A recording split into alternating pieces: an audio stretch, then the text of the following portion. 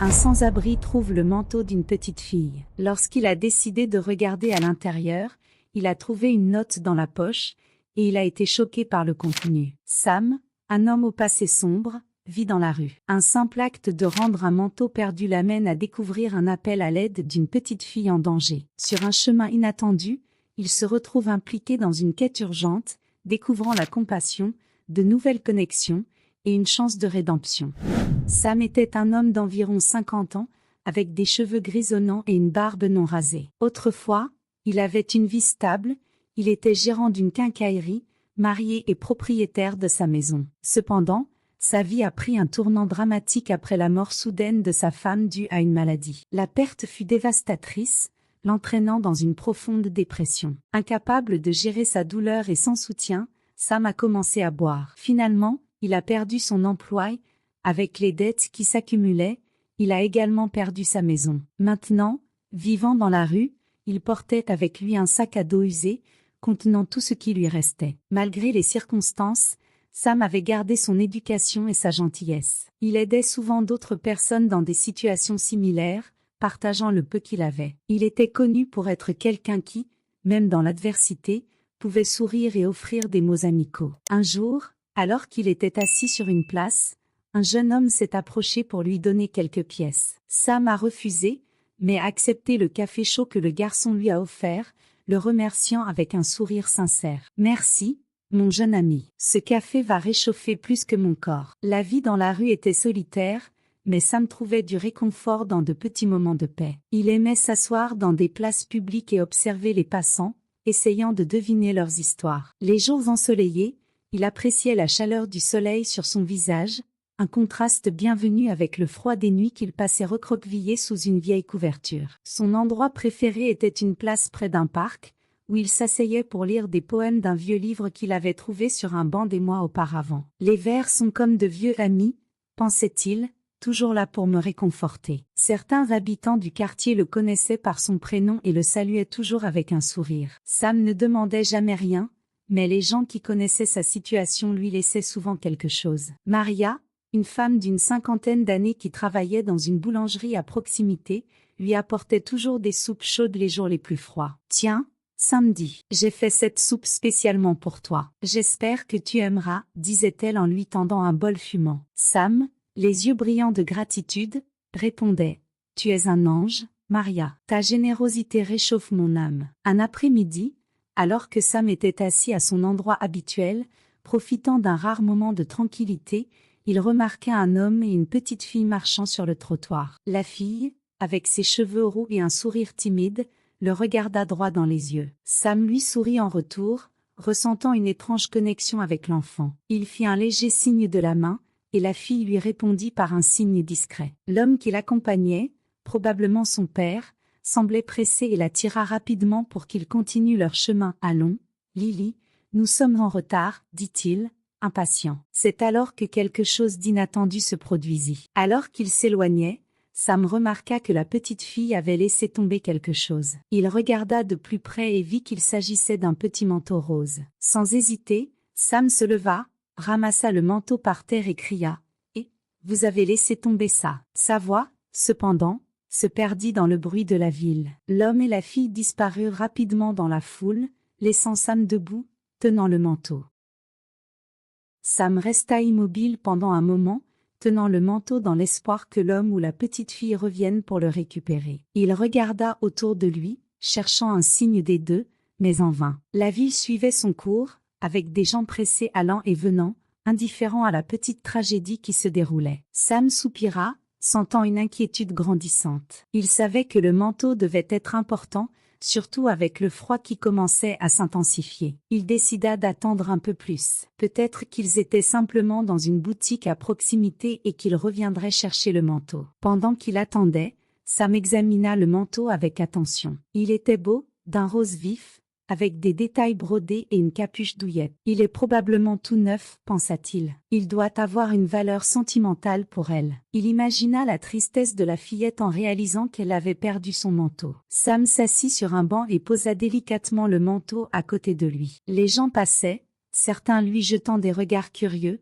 mais personne ne s'approchait. Il sentait le besoin de faire quelque chose. Il ne pouvait pas laisser une enfant sans son manteau, surtout avec l'arrivée du froid. Il décida que, si personne ne venait chercher le manteau avant la tombée de la nuit, il l'amènerait au poste de police le plus proche. Ils pourront peut-être l'aider à retrouver la petite, pensa-t-il, déterminé à faire ce qu'il fallait. Pendant qu'il attendait, Sam observa le mouvement autour de lui. Il se souvint des moments où il jouait avec sa propre fille, avant que tout ne s'effondre. Il sentit un pincement au cœur, un mélange de nostalgie et de tristesse. Comme les choses changent, murmura-t-il pour lui-même. Un jour, on est à l'abri et en sécurité, et le lendemain, tout disparaît. Le soleil commençait à se coucher, teintant le ciel de couleurs chaudes. Sam réalisa que l'homme et la petite fille ne reviendraient pas. Il prit le manteau, après un dernier regard vers la place, se mit en route vers le commissariat. En chemin, il réfléchit à ce qu'il ferait s'il rencontrait à nouveau l'homme. « J'espère qu'il ne sera pas en colère, pensa-t-il, mais je veux juste aider. » En arrivant au commissariat, Sam fut accueilli par un policier à la réception. « Bonsoir, monsieur. Que puis-je faire pour vous ?» demanda le policier d'un ton poli mais distant. Sam expliqua la situation, montrant le manteau et relatant ce qui s'était passé. Le policier, au début sceptique, regarda le manteau puis Sam, comme s'il essayait de comprendre pourquoi un sans-abri s'inquiéterait autant d'un simple vêtement. « Vous avez dit que la fillette semblait perturbée ?» demanda le policier, désormais plus attentif. Sam hocha la tête. « Oui, elle m'a regardé d'une manière, comme si elle voulait dire quelque chose, mais l'homme l'a pressée. » Le policier fronça les sourcils. « Voyons ça, » dit-il en emportant le manteau vers son bureau. Pendant ce temps, Sam mentionna qu'il n'avait pas regardé dans les poches. Le policier fouilla alors dans la poche du manteau et en sortit un morceau de papier plié. En le dépliant, ses yeux s'écarquillèrent. « S'il vous plaît, aidez-moi. Je suis en danger. Mon nom est Lily. » Sam sentit un frisson lui parcourir l'échine. La situation était bien plus grave qu'il ne l'avait imaginé. Le policier, désormais complètement alerte, appela ses supérieurs. Rapidement, le commissariat se remplit d'activité. Des enquêteurs commencèrent à poser des questions à Sam sur l'apparence de l'homme qui accompagnait la fillette, tandis que d'autres tentaient de retrouver toute information sur une fillette disparue nommée Lily. « Monsieur, nous pourrions avoir besoin de plus d'informations de votre part, » dit un des enquêteurs. Sam acquiesça, prêt à aider. La situation allait devenir bien plus complexe qu'il ne l'avait imaginé. L'agitation au commissariat était intense. Sam, maintenant assis sur une chaise près de la réception, observait l'effervescence avec un mélange d'anxiété et de préoccupation. Il n'aurait jamais imaginé qu'une situation aussi simple que de rendre un manteau se transformerait en une affaire d'urgence. Le policier qui avait trouvé le billet, maintenant plus attentif, s'approcha de nouveau. « Pouvez-vous décrire l'homme qui était avec la fillette ?» demanda-t-il, d'un ton sérieux. Sam fit de son mieux pour décrire l'homme. Il avait environ 40 ans, de taille moyenne, des cheveux châtain clair et une barbe clairsemée. Il portait une veste bleu foncé et un gant. Il semblait pressé, tirant la fillette derrière lui. Les enquêteurs notèrent rapidement les informations, posant des questions supplémentaires pour clarifier les détails. « Et la fillette, Lily, à part ses cheveux roux, à quoi ressemblait-elle ?» demanda un autre policier. « Lily devait avoir environ 8 ans, » répondit Sam. « Elle portait une robe jaune et des sandales. Elle semblait un peu effrayée,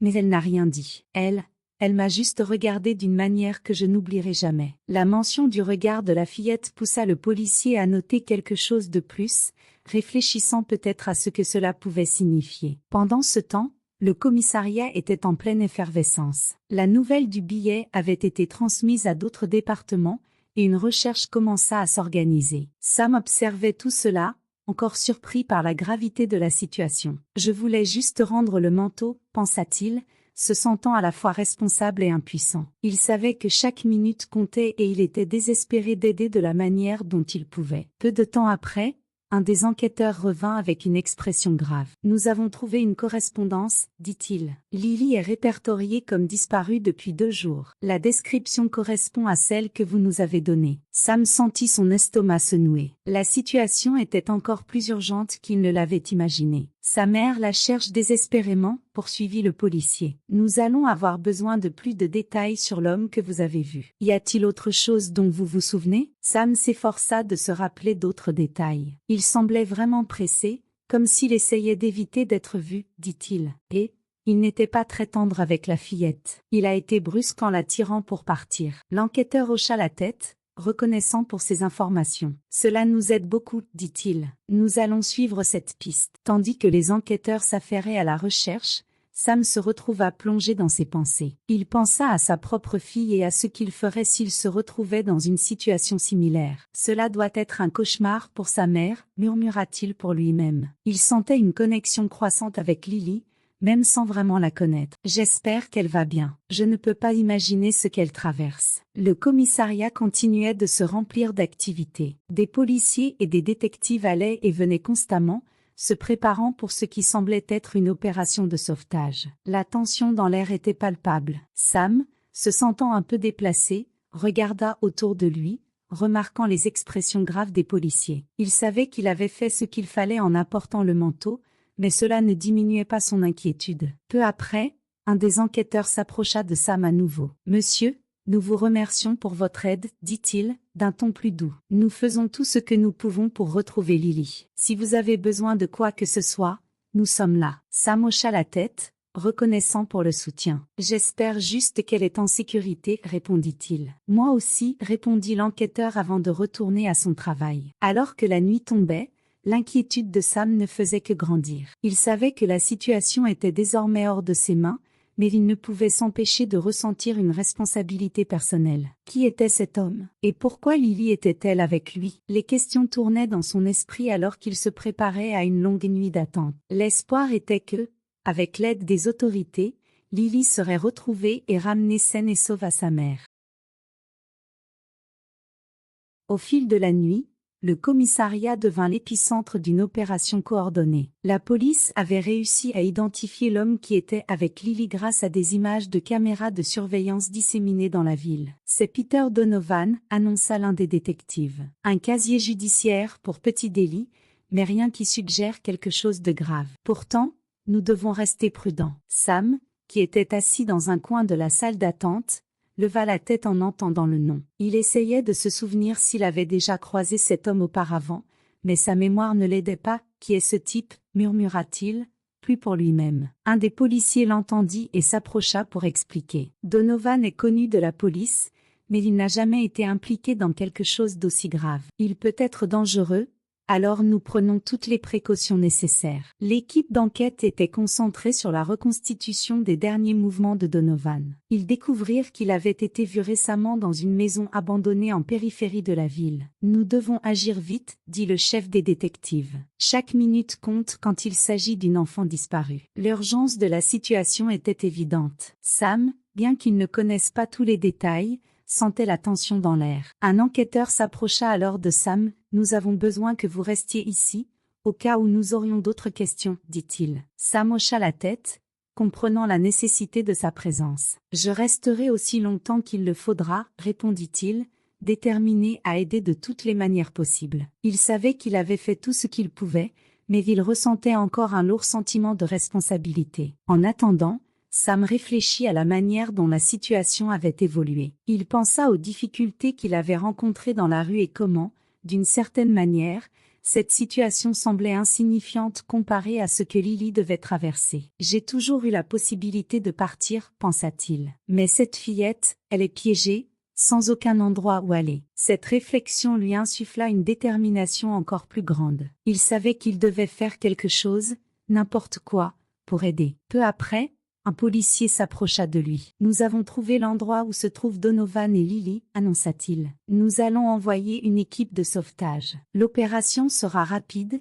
et nous espérons ramener Lily en toute sécurité. » Sam ressentit à la fois un soulagement et une angoisse. « Merci, » dit-il sincèrement. « J'espère qu'elle va bien. » Le policier acquiesça d'un signe de tête rassurant avant de s'éloigner pour continuer les préparatifs. Le temps semblait s'étirer alors que Sam attendait des nouvelles. Il regardait l'horloge à plusieurs reprises, chaque minute lui paraissant une éternité. Enfin, après ce qui sembla des heures, la radio dans la salle de la police grésilla avec une mise à jour. « Équipe de sauvetage en position », annonça une voix ferme. Il y eut un silence tendu, suivi d'une série de confirmations. « Lily est en sécurité. Je répète, Lily est en sécurité. » Sam poussa un soupir de soulagement, sentant le poids de son inquiétude se dissiper. Il n'en croyait pas ses oreilles. Lorsque la voiture de police arriva avec Lily, il se leva immédiatement. La porte de la voiture s'ouvrit et la petite fille sortit, visiblement ébranlée, mais physiquement indemne. Elle regarda autour d'elle, jusqu'à ce que ses yeux rencontrent ceux de Samedi. Aussitôt, elle courut vers lui et l'embrassa avec force. Sam, surpris et ému, la serra dans ses bras, sentant les larmes monter à ses yeux. « Tu es en sécurité maintenant » murmura-t-il en caressant les cheveux roux de la fillette. Lily, encore tremblante, hocha la tête et renforça son étreinte. Les policiers autour observaient la scène, certains souriant légèrement, satisfaits du résultat de l'opération. « Nous allons prendre soin de toi » dit une assistante sociale en s'approchant doucement. « Nous allons te ramener à ta maman. » Lily relâcha Sam et regarda la femme, les yeux encore remplis de larmes. Sam lui sourit, essayant de lui transmettre un sentiment de sécurité. « Tu es une petite fille très courageuse, dit-il. Tout ira bien maintenant. » Lily lui rendit un sourire timide, encore accroché à la main de Samedi. Il sentit une vague de fierté et de tendresse pour l'enfant. Alors que Lily était prise en charge par les services sociaux, Sam resta au commissariat, désormais entouré de journalistes et de policiers qui voulaient le remercier et entendre son histoire. « Vous êtes un héros, monsieur, dit un des policiers. Sam secoua la tête, modeste. « J'ai seulement fait ce que tout le monde aurait fait, répondit-il, mais son cœur était rempli de gratitude. Il savait que, d'une certaine manière, cet événement inattendu allait changer sa vie pour toujours. »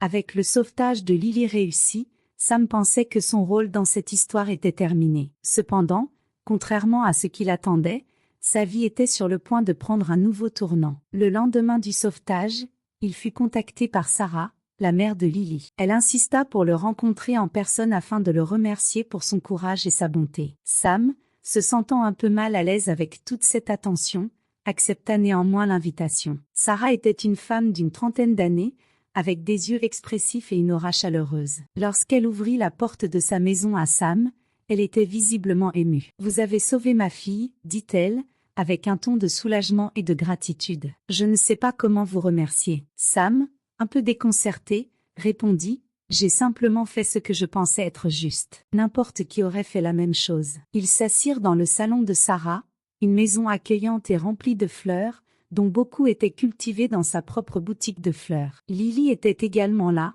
désormais plus calme, tenant une fleur qu'elle semblait avoir cueillie récemment. Elle sourit timidement à Sam, avant de courir à nouveau pour l'embrasser. « Merci, dit-elle doucement. » Sam sourit et caressa ses cheveux. « Je suis content que tu sois en sécurité, répondit-il, ému. » Au cours de la conversation, Sarah commença à poser des questions sur la vie de Samedi. Il parla brièvement de la façon dont il avait perdu sa maison et son emploi en raison d'une série de circonstances malheureuses. Sarah l'écoutait attentivement, ses yeux reflétant une profonde empathie. « Personne ne devrait vivre ça, dit-elle fermement. Vous avez tant fait pour nous, et j'aimerais vous rendre la pareille d'une manière ou d'une autre. » Sam hésita, ne voulant pas accepter d'aide, mais Sarah insista. « S'il vous plaît, laissez-moi vous aider, dit-elle, d'une voix sincère. J'ai une chambre libre ici à la maison. Vous pouvez rester aussi longtemps que vous le souhaitez, jusqu'à ce que vous vous remettiez sur pied. Et si cela vous intéresse, vous pouvez travailler dans ma boutique de fleurs. J'ai toujours besoin d'aide,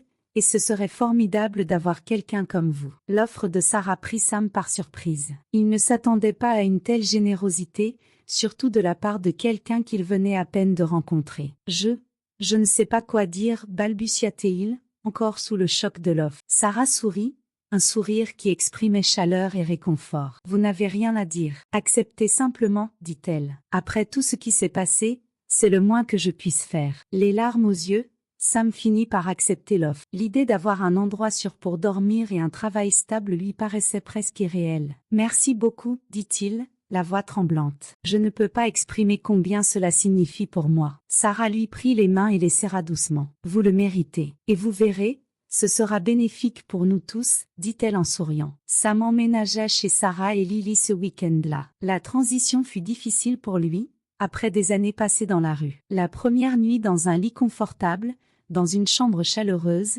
fut une expérience presque étrange. Il resta allongé, regardant le plafond, essayant de comprendre tout ce qui s'était passé. « Suis-je vraiment ici ?» se demandait-il, incrédule. Mais le lendemain matin, En se levant et en voyant Sarah et Lily dans la cuisine, préparant le petit déjeuner, il ressentit un sentiment d'appartenance qu'il n'avait pas ressenti depuis des années. Au début, Sam eut du mal à s'adapter à sa nouvelle vie. La liberté de la rue, bien que dure, était familière. Désormais, il avait une routine, des responsabilités, et surtout, un foyer. À la boutique de fleurs de Sarah, il découvrit un talent inattendu pour s'occuper des plantes. Le travail était simple, mais profondément satisfaisant. Il apprit à cultiver les fleurs et à en prendre soin avec la même attention que Sarah. Avec le temps, la relation entre Sam, Sarah et Lily se renforça. Ils devinrent non seulement amis, mais une famille. Ensemble, ils partageaient des repas, des rires et des moments de profonde connexion. Sarah,